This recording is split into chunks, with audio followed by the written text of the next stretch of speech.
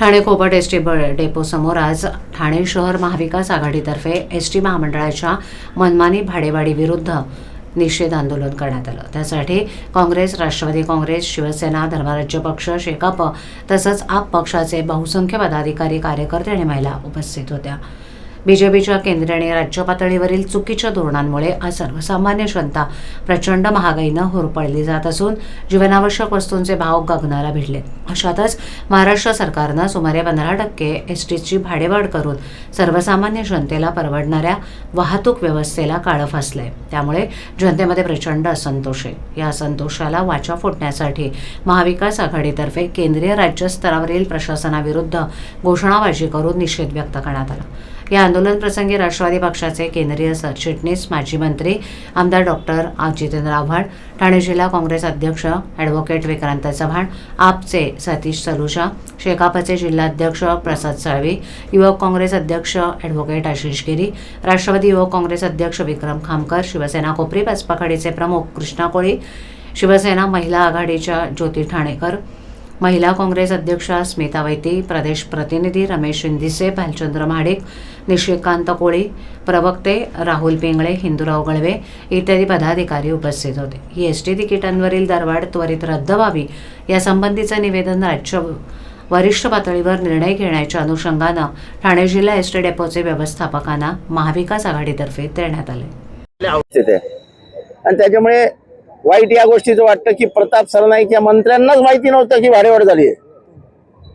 म्हणजे नोकरशहा किती मुजोर झालेत, मंत्र्याच्या फाईलवर सिग्नेचर शिवाय जाहीर करतात की भाडेवाढ झाली आहे।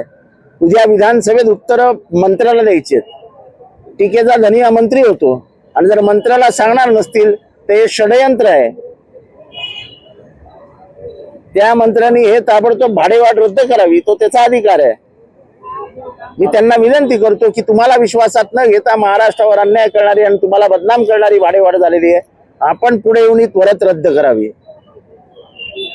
तसेच हाच प्रश्नाला धरून परिवहन खात्यामध्ये एक नंबर प्लेटचं टेंडर निघालंय।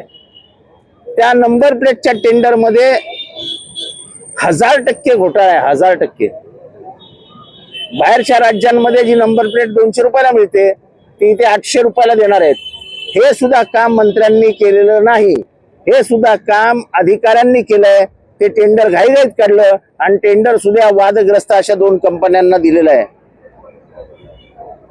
या टेंडर मध्ये आणि भाडेवाढीमध्ये झालेला जो अन्याय आहे, भाडेवाढीमुळे महाराष्ट्रावर अन्याय झाला आणि टेंडरमुळे भ्रष्टाचार झाला, हे मी विनंती करतो प्रताप सरनाईकांना की त्यांनी या दोन्ही गोष्टींचा अभ्यास करून पहिल्यांदा स्थगिती द्यावी। आता त्यांचं म्हणणं की 3 वर्ष भाडेवाढ झाली होती आणि लाडकी बहीण असेल या अर्ध तिकीट ज्येष्ठांना केलं, या फरक पडला। भाडेवाढ झाली नाही म्हणून भाडेवाढ करणार काय? 15% उत्पन्न वाढलंय का महाराष्ट्रातल्या लोकांचं? 15% उत्पन्न वाढलंय का? तुमच्या चुकांमुळे जर एसटी वरती बोज पडत असेल आणि जर निधी मिळत नसेल ती आम्हाला सांगू नका ना। 15% भाडेवाढ काय कमी आहे काय? सगळे मंत्री फिरतात मर्सिडीज मधनं, मी पण मर्सिडीज मधनं फिरतो।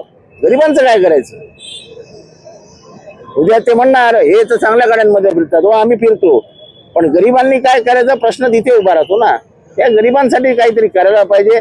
15% भाडेवाढ परवडणारी नाही, लोक रस्त्यावर उतरतील आणि या शासनाला प्रश्न विचारतील। आताच बजेट सादर केलंय, वाटतं की या बजेटमध्ये हे बजेट आपल्यासाठी नाहीच आहे, हे बजेट बिहारसाठी आहे, आपल्यासाठी थोडी आहे। निवडणुका बीजेपी 365 दिवस 24 तास फक्त निवडणुकीच्या याच्यावर असते।